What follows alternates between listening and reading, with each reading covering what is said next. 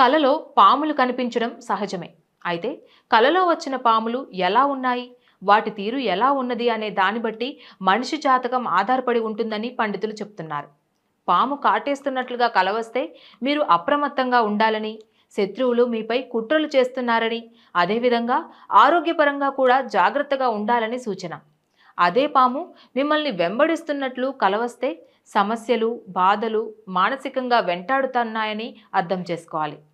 పామును చంపుతున్నట్లుగా కలవస్తే శత్రువులపై విజయం సాధించినట్లుగా, జీవితంలో ఎదురైన సమస్యలపై గెలుపు సాధించినట్లుగా అర్థం చేసుకోవాలి. కానీ పాము నిశ్చలంగా ఉన్నట్లుగా కలవస్తే మీరు తీసుకున్న నిర్ణయాలను ఒకటికి రెండు సార్లు ఆలోచించాలని అర్థం. పాముతో ఆడుతున్నట్లు కానీ లేదా పామును చూస్తూ భయం లేకుండా ఉన్నట్లుగా కలవస్తే మానసికంగా దృఢంగా ఉన్నారని అర్థం. రాహుకేతు దోషాలు ఉన్నవారికి పాములు ఎక్కువగా కలలో కనిపిస్తూ ఉంటాయి. ఈ దోషాన్ని పోగొట్టుకోవాలి అంటే తప్పనిసరిగా రాహుకేతు పూజలు చేయించుకోవాలి.